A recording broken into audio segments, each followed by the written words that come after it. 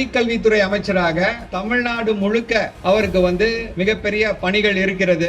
ஏன்னா 10 வருடத்துல அப்படியே டோட்டலா சாச்சிட்டாங்க. அதை இந்த 3 வருடத்துல ஒரு சிறப்பான முறையில் பள்ளி கல்வித்துறையை தலைநிமிர செய்திருக்கிறார் நம்முடைய அமைச்சர்.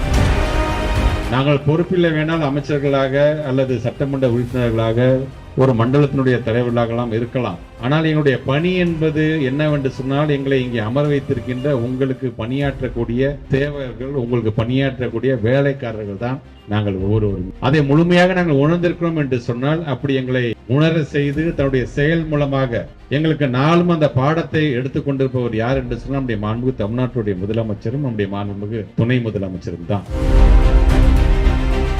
தமிழ்நாட்டுடைய முதலமைச்சரும் துணை முதலமைச்சரும் நீங்க பார்த்திருப்பீங்க. தமிழ்நாடு முழுவதும் எங்க போகும்போதெல்லாம் மக்கள் மனு தந்தாங்கன்னா அந்த வண்டி அங்க நின்று வர சொல்லி அந்த மனுவை வாங்கிட்டு தான் அங்க வண்டியை கிளம்பும். அதே போல நம்முடைய மாண்பு துணை முதலமைச்சர் ஒவ்வொரு பகுதியாக மக்கள் நின்று இறங்கி தேடி இங்க வா என்று சொல்லி இந்த மனுக்களை வாங்குறாரு. அதனால அந்த மனுக்களை வாங்கும் போது வெறும் காகிதமாக வாங்காம அந்த மனுதாரர்களுடைய வாழ்க்கையாக நீங்க அதை வாங்க வேண்டும் என்று சொன்னவர் தமிழ்நாட்டுடைய முதலமைச்சர். அது எதெல்லாம் உடனடியாக செய்ய முடியும் அதை செய்து தருகின்ற இடத்தில் நாங்கள் இருப்போம் என்பதை நான் பெருமையோடு கடமையோடு சொல்ல கடமைப்பட்டிருக்கின்றேன். அதை செய்ததுக்காக தான் நம்பி நீங்கள் ஓட்டு போட்டிருக்கீங்க.